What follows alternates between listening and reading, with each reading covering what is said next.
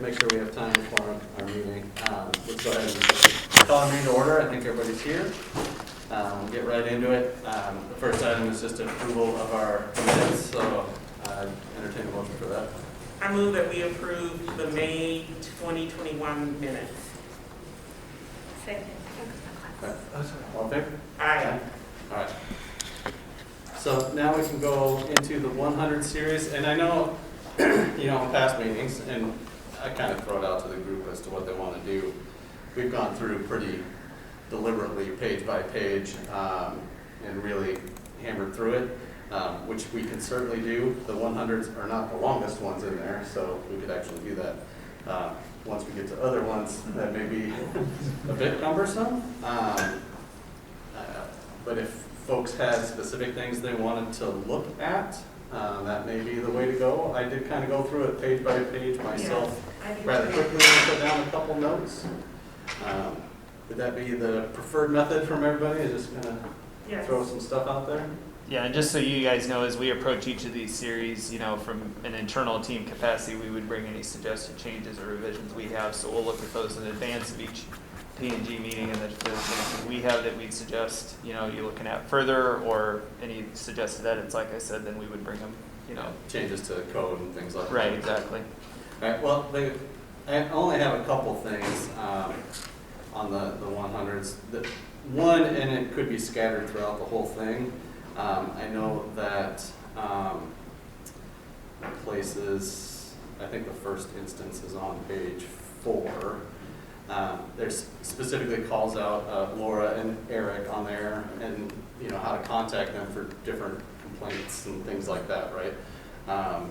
And that's on a few different places. I didn't know if there would be a reason to put Janet's information in there. Vice person as a contact person as well, and almost every one of them. I didn't look. Yeah, that's what I'd say. We'd probably want to repeat that, throughout in those different ways. Yeah, I think the contact information shows up maybe half a dozen times, something like that. I didn't write down every page on there, but I thought it made sense to have her on there, but I want to make sure that you felt the same way. Yeah, A lot of head nods. Yeah, I don't see any issue with that. Yeah. I don't know if you want to have separate language or just. We'll probably work up some language, something around if you're unsure of how you want to proceed, or if you're looking for support, something a little different terminology than the terminology that directs them to Laura and Eric, because that's really through a complaint process where Janet's may not be to the level of a complaint yet. So we'll get some different language wrapped around that. And then I only found one other thing that I think is a typo, or I'm really out of touch and I don't know what it means. But on the very first paragraph on page 18, it has student has the right to be addressed by name and pronouns, but the pronouns, it has like a capital G in the pronouns. Does that mean something, or is that just a typo? Which one, Sean? Yeah, I nope, think it's a typo. Top it's just a 18. typo. Top 8. Yeah. It's Groupons. It's like, Great performance. yeah, I don't know, it's like G pronouns. We can address people by group odds. So that one I would just have to have fixed. Yep. But that was all that I had on the 100s. I don't know if other folks had other things they wanted to. Well, that's good work to find that. I'm not gonna. Yeah, that's a good catch. See, she caught it too. Think of it. It was like, that sounds right. I thought maybe it was a short version of gender pronouns that I hadn't heard of before. So I was like, oh, Yeah. So I just had a question. So I know this is out on our board sort of for policies or anything, but as we're reviewing them, do we sort of remind folks where they can find them, or like at the university, we get annual notifications of where people can find our policies. Do we do anything like that? We do for our, we do for our staff. In our Okay. annual trainings, there'll be a reference to the policies, and so our staff do have that, just like Okay. annual notification of where they can. Great. But for our general public, Yeah, we don't do that for anybody else. I mean, they're No, I mean, the clicked on the university website, doesn't of do that course, but, for yeah. the general public. They do it for, faculty, students, and staff. There are certain annual notices that we have to post though, and they are on our website. Great. Yeah. Okay, And I assume even though we're doing a more robust review of the policies, we're still going to, at the organizational meeting, still have all of the board members adopt all of the policies, just like we would at any other one, so it'll be sort of front and center Yeah. for all the new board Okay. members as well.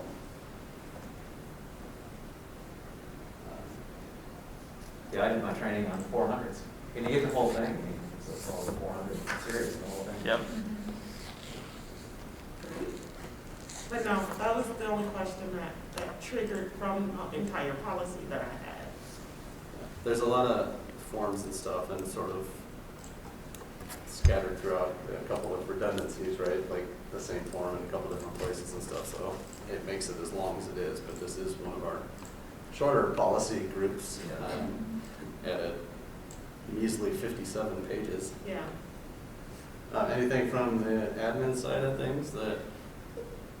Just wanted to put on the record that the favorite series, the policies in this series is service animals and therapy animals. Yeah, the miniature horses. Yes. It gets me every time. Yeah. It's a thing, but that came straight out of code, right? Yeah. That we had to have miniature Yeah. horses in there? And nobody seems to pursue that option, but But still, that's a great option to have. I'm looking into it. somebody will now that we talked about it. But no, I wouldn't get any Right work into the done. boardroom on a tiny little horse. I wouldn't get any work done. I would just Um, want to horses. That's working. We don't have to belabor this, so if we're all good with the 100s, we can Yeah. go on to Let's do the student appearance, the 5021. I guess there's 539 as well there. I was wondering on 539 on page, I guess it's on page 5. No, let's see if I can even find it. It talks about enforcement for students in grades K through 5. Is there a reason it's 5, not 6? I'm looking here. It's on page 5 of the 539 attachment. Yeah. On the, It's the at the second, top there. it's the first bullet. I think it's a qualifying statement, if I'm reading that right. It talks about how to handle those situations in K-5 potentially different. But let me read it again. Just wondering why it wouldn't be K6. Yeah, then it would be K6. Is- Laura, do you want to speak to it? It's modeled after an Oregon school district policy, so perhaps it's their set of K-5, 6, 8. Yeah. So we just need to update that. To K6 potentially, yeah. And I don't know if you guys want, Amy and Laura can provide a little bit of an overview around this one, because it is probably fundamentally different than other dress code policies that would have been in place prior, so they're here to do that with you too, if that would be helpful. Definitely, give some feedback, I'd appreciate it. I liked it when I read it. I mean, it's pretty open, but Conversations, I think, been sitting around the district for some time. When Kingsley was here, he brought it to our attention, and I think there was even some board conversation, because I think there was an incident that happened at one of our Yes. elementary buildings, and so he was working on it. Then he departed, and kind of, that work kind of fell off. And so as we were redoing the policies, we're recognizing what the IASB sample policy was looking like, and decided not to put it in front of the board in June, if you remember that, or in May. Laura then, I don't know if she circled back to Kingsley or whatever, but found out the sample policy that he would have been working on. So Laura, do you want to take it from there? Yeah, we were able to just get the documents that he started and go from there. And so the idea is that we just want to make sure that none of the things listed would disproportionately identify students who are usually historically marginalized and get written up and suspended anyway, like a lot. So, like some of the, for example, hoodies, right? So like that was like one of the big things that, it was in there that students couldn't wear hoods in class. And then, like who was getting suspended for that usually? You know what I'm saying? So it was like, just trying to take some of the bias or things that would be subjectively like targeting for students of color, try to remove some of those and even protect some of our LGBTQ youth. So that's where it came from. Laura, do you want to talk about the process it used with the various stakeholder groups as well? Yeah, so, you know, we pulled in several different people from the Equity Advisory Committee. I believe we put it before them. I can't really remember all the different groups. Building administrators, a handful of building Oh, yeah. administrators. And I want to say there were some secondaries who had eyes on it as well, but I can't remember who. Yeah, they were able to provide feedback around it. But this was the one that seemed most inclusive to, you know, to a diverse district, the Oregon policy. So we tried to model it closely. I like that it is very diverse, especially the bullet surrounding hairstyles. I only had one suggestion in that bullet. It talks about allow students to wear a hairstyle that is historically and contemporary associated. That didn't read right to me. Okay. I don't know if we should say their I think it's supposed to be there. Okay. Which section is that? hairstyles. I'm sorry, on page 2, it's the last bullet at the very top. I just make sure Kim be aware. Thank you. Yeah, sorry about that. But no, I did like that it seemed very inclusive and didn't target, I think it's supposed to say is. is, there Yes, we yeah, go. it's just I'm an extra like, letter. what is that supposed to be? Thank you. I think the his is just supposed to be is. Yeah, Yeah, it is. Yeah, the So H is, and then supposed the to be K6 piece we need to change on there. yeah. Yeah.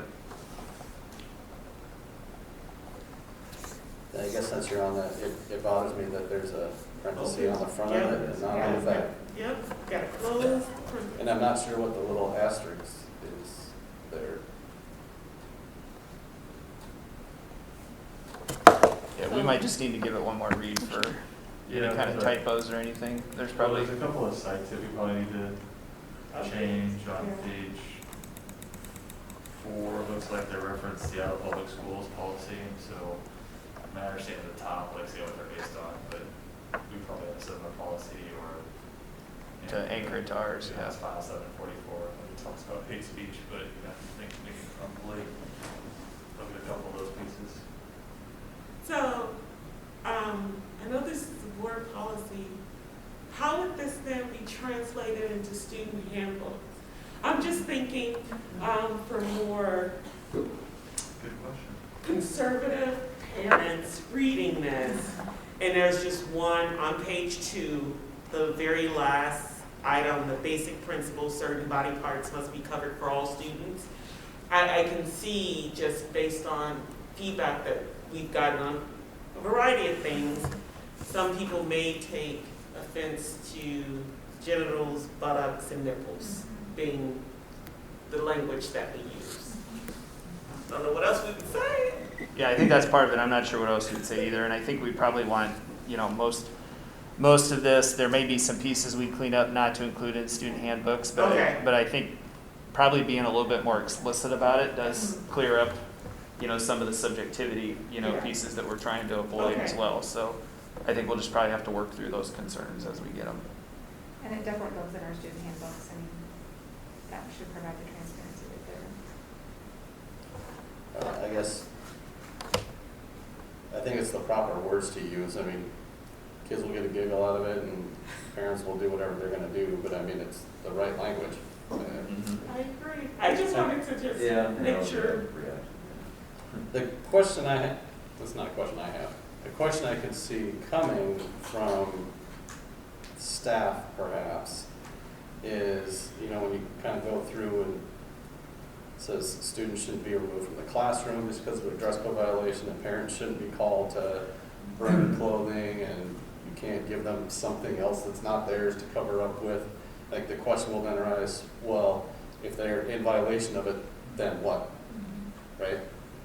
If they're just gonna be there the rest of the day wearing whatever they're wearing, They can we make- just say, don't wear that again, then That's my take on it, make the correction the next day, right? I mean, it also goes back to material and substantial disruption, if it's not causing this material and substantial disruption in the learning environment. We don't want to take them out of the learning environment, we don't want Right. them lost instructional time. But I think that's gonna be key, that people understand that it's not causing a disruption. Because if someone came in with a horrific, violent T-shirt, killing, I don't know, animals, babies, whatever, that would disrupt Yeah. the learning. Mhm. I think we went back and forth about what that would look like, right? And we were trying to figure out, should we just have a certain amount of just, plain T-shirts that students can pick from? The thing that gets tricky about making them change is, we wouldn't be able to then control, like, make sure that it wasn't used to then, almost like retaliate against the students to a certain extent. Like, back in the day, it was like supposed to be embarrassing. But then now you have to pick from this used pile of gym clothes, or your shirt now says gym, or it says whatever else, like something that child would never ever wear, right? And so some people might say, well, that's what you get for wearing, like being in violation of it. But so we're trying to circumvent the spirit of that. And we just, I don't know how else to handle it, and then, if the school has a budget to get like brand new shirts and say, hey, you need a white to, put the white T-shirt on it, over it, or until, or give the student an option to see if someone can bring them up a change. But, making them put on something in particular gets tricky, because then they feel I don't know, No, it does, yeah. No, but I was going to say, but if it's so disruptive to the class, then maybe another way would be to just call the parents and say, hey, this is what happened, we're giving him a plain T-shirt, or her a plain T-shirt, and then that ends it, so the person doesn't have to go home. I don't know if that's a solution there. I won't want them to lose academic time over it, for sure. So, I think we can work through that piece. I like just having a box of plain T-shirts to say, hey, but new plain T-shirts. But then the budget piece of it, I don't know if that's fiscally responsible. Maybe PTOs can donate them, I don't know. well, it specifically says in here that students should never be forced to wear extra school clothing that isn't their own. I mean, that's a bullet point right there. So if that's a thing, then that can't be on. But I think it's more so talking about usually there's a used pile, or usually there's whatever, so maybe we can even be more specific It would around. be I think what Laura's talking about, brand new T-shirts, that this now becomes your T-shirt. Yeah. You're not returning You're it not to returning us. it. And that's Right, you're why- giving them an alternative, and it's not, like she said, it's not from the lost and found Right. file or from gym class or something to that effect. And and- I think the part of this and the reason for the dress code is too, a major issue sometimes could start as a dress code issue, right? And then it blows up into something else. So those are all the things you're trying to prevent that then lead to, potentially disproportionate results in student discipline, right? Because first we engage around a dress code issue, and then that dress code issue goes sideways, and now it becomes about some other kind of behavior. So some of that is what trying to avoid. It also talks about parents not being called during the school day to bring alternative clothing. I think that's all speaking to the potential snowball effect that these situations tend to get into. So I think, like Laura said, there's some problem solving that still needs to be done with our teams as they work to implement this, that they'll have questions around. And I do think we can probably come up with some reasonable solutions, like she's talking about, that don't have the effect of the dunce cap or the scarlet letter that the policy mentions. I think maybe we just need the language, unless it's extremely egregious, and then, we might have to call a parent to say, we need something else. And I guess that's what we're trying to figure out now, how we want to shape that. Well, also in there, did we talk about students aren't permitted to turn their shirts inside out? I mean, I don't know.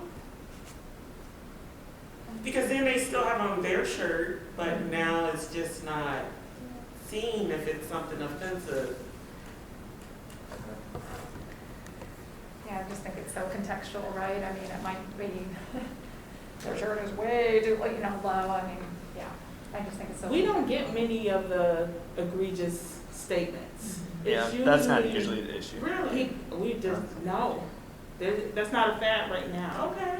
It might pick up later, That but just like, means I'm you know, old. it ebbs and flows. It does, yeah, we did, we haven't had it. Brady, you So just super- agreed that I'm old. You are not. I want to know No. what your dress. No, we really haven't. I'm trying to think of some of the more political statement things. We just haven't. You know. No, it's usually more, you know, the way that they low cut and stuff like that. And But the low cut refers to any gender student.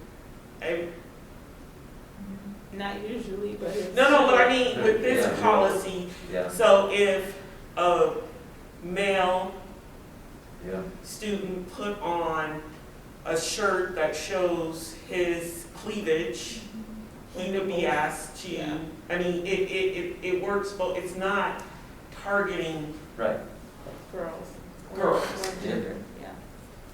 Right, I think that's the problem we're trying to get away from, right? Right. Most of the issues that, where the dress code was being invoked were around, you know, Girls showing their bodies shoulders. of girls, right? And then staff were intervening on that end and maybe not on some of the other components. And so trying to remove that from the conversation and really going back to that terminology we used, that that's the requirement, right? And then these other pieces, when that happens, we need to deal with a little bit differently or try to be creative in our problem solving rather than pulling kids out of class, sending them home from school, missing, 2 and 3 hours of instruction while they're trying to change a t-shirt around. This was a really hard one for me because we didn't have, like, we all wore the exact same thing. Yeah, uniform, Yep. yeah. Yeah, I think there just has to be training for staff once it's, Yep, you know, definitely. like, final form. Just try to figure, I mean, just so people just wanna know, okay, am I not supposed to say anything? What constitutes substantial? Do I contact the office? Do I say something to the kid?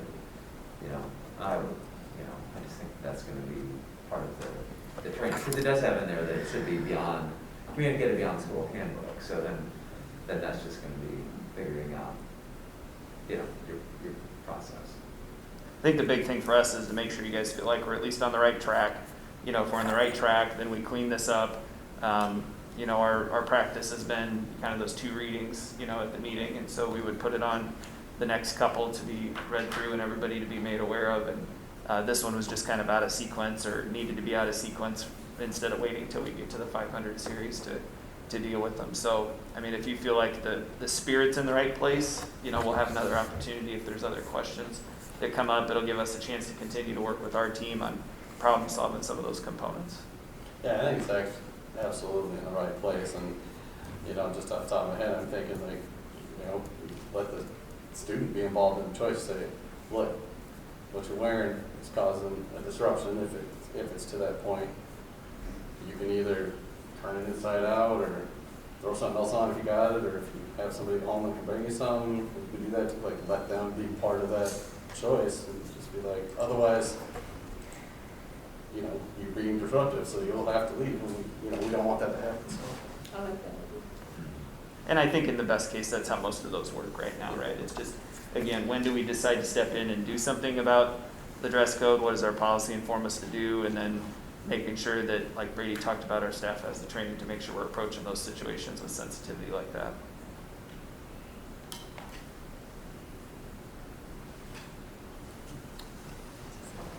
I'm just trying to, envisioning a class and trying to figure out how this will play out in the sense that, okay, somebody wears something so disruptive, but the teacher can't say anything, well, because it's instructional time, right? So we have to wait till it's a break, and then we call the student and we say, hey, your shirt is very disruptive, don't wear this next time. Like, what's, I mean, just, You guys want to talk through this Yeah. scenario? Yeah, I feel like they could be in violation of the policy and it not being disruptive, right? So if they're in violation of the policy but it's not disrupting the environment, I think we wait till a natural pause in the school day to have that conversation. If it's disruptive, we've got to get in there and do something about it because it could turn into something bigger. like if other kids are getting disruptive, that other kids can't focus and they're talking about the gory shirt that Dromi is wearing, or so you say something right away, but then wouldn't that be shaming? Like, I don't know. You don't have to say it in front of Well, it might not be shaming, but I think what we're trying to, what you're just trying to find the right balance of, and this is where it'll take some finesse and work with our staff, is that, you know, if it's likely to cause a disruption, or if it's causing a disruption, we're not gonna wait till a natural pause time, right, to do that, you know, and we know that's probably gonna put the student in a more uncomfortable situation, so that's what we're trying to balance with. Can this really wait till a pause in the day, you know, instead of in the middle of my instruction, or is this such a priority right now that I need to step in and intervene, right? And some of that could be the substance of what the actual violation is, or that could just be the student's reaction to it. And I mean, just speaking from knowing a lot of teachers in the district, and especially some that I've worked with, smaller kids and kids who had an accident in the classroom. Teachers notice it, and they don't our teachers are sensitive enough to know. I mean, most of them, they wouldn't say, oh, Johnny, you wet your pants, let's go get you cleaned up. And just hearing stories from other teachers, they get the other kids sort of involved in whatever they're working on, and they're able to address that student without shaming them, without calling them attention. And I think that goes back to the training they're talking to, that we would make sure that piece is there, that they understand it's not an opportunity to shame or make the student seem like a bad kid in front of the whole class, but use some discretion in talking about it without making the situation worse.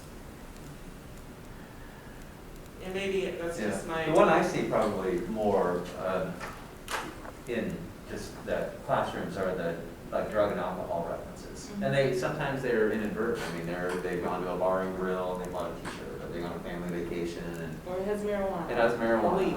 Yeah, exactly. And so, you know, so the kid's sitting there in class, you see it, no one else is really paying much attention to it. So then that's the question. It's okay, then what do I do about it? It's in violation, you know, it's promoting an illegal substance, you know, then I think that's where we need to have the conversation. I don't disagree with what you're saying, Jeremy. It's like, okay, I feel like I would have a responsibility to alert somebody so that the student isn't removed from the classroom. Because I bet at the end of the day, a kid comes in with a t-shirt, I'm thinking, does this kid wear this t-shirt the entire day and no one said anything? So that's where I think we've got to just work through. But that's the one that I probably see more of, is those. The kids it might not cause a disruption because they might not be thinking much about it, frankly. But we're saying it's in violation. And I'm thinking, like a kid comes in with, you know how clear plastic clothes is a thing sometimes? And if a kid comes in with, let's just say Johnny comes in with a clear plastic jumpsuit.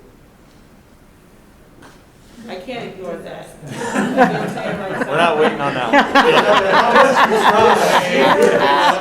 It's Johnny to do it. That is not what I thought you were gonna say. Yeah. Very courageous.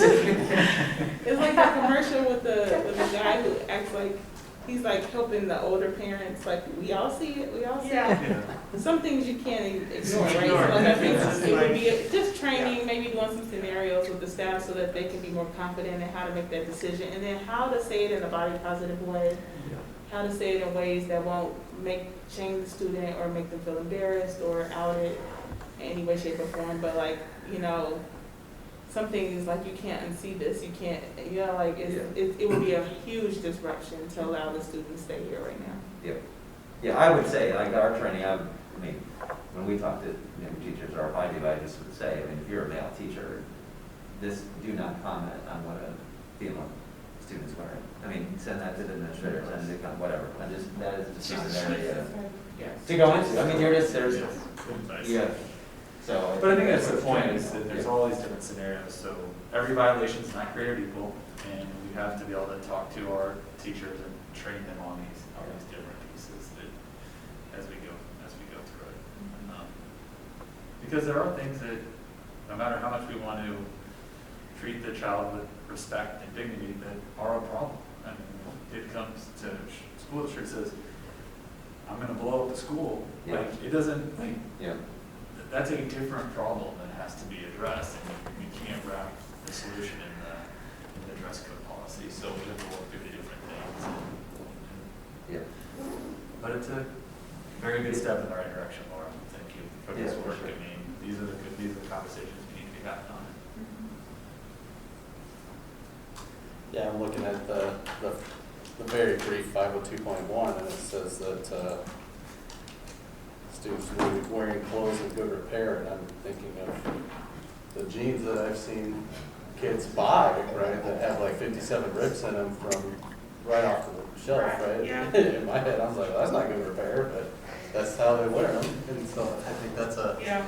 that becomes a Yeah. judgment call, right? That's where it gets kind of tricky. Yeah. Yeah, I came home with a hole in my knee. I heard about it. And I bought some holy jeans myself recently, and my dad might have still made those comments to me. He paid for those. Pay less because there's less material. That sounds like my dad. I'm pretty sure that's what. All right. Any more on this stuff? Do you guys, I feel like you've got stuff to work on, and so we can move forward? Yes, I agree. All right, so we'll go ahead and move on and get over with. So our next meeting, you know, I think this worked well, lining it up with our second board meeting of the month. So it'll be whatever the second one is in October. I think it's the 26th. So my only question is, since this is Director Etsy's last, do we then put that on the first meeting of the board in October to say, or do we wait until after, like, doing our organization meeting when people sign up for committees? Well, I think we'll have to get a new person at the organizational meeting to move forward, but we do have an alternate. Who? Oh, Lisa. Yes. So use I the forgot about alternate that. until we get to the organizational Yes, meeting. that Yeah. sounds smart, yes. Because I don't want to get us off Track. schedule. Yeah. So, And I think it's enough notice that that would probably work for her. Yeah. Yes. And we're not voting on anything other than the minutes, so I Right. think if we have two people, that would be fine too. Okay. So we'll tackle any changes that we kind of come up with here on the 100s maybe, if we're not done, you know, for the rest of the board to take a look at. And then, or at the 500s, I should say, the 502.1, and then we'll tackle the 200s. Yep. Which ones are the 200s? Is that That's superintendent? the board, isn't it? Is it the I board? think it's the board. You think I'd have this memorized? It is, it's the board, the school board. Okay. So that'd be fun to look at, give ourselves some rules to follow. Yes. All right. Any second thoughts from anyone? All right, I would entertain a motion to adjourn our meeting. What do you do? Second. All in favor?